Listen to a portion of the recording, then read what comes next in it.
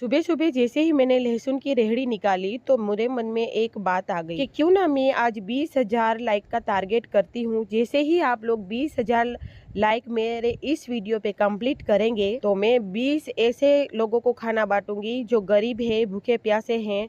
तो आप लोग फटाफट से दोस्तों इस वीडियो को लाइक कर दीजिए, कमेंट करें और शेयर भी कर दीजिए। दोस्तों 20,000 का टारगेट आप जैसे ही कंप्लीट करोगे उसके अगले ही दिन मैं 20 लोगों को खाना बांटूंगी और उसका वीडियो बना के अपलोड करूंगी।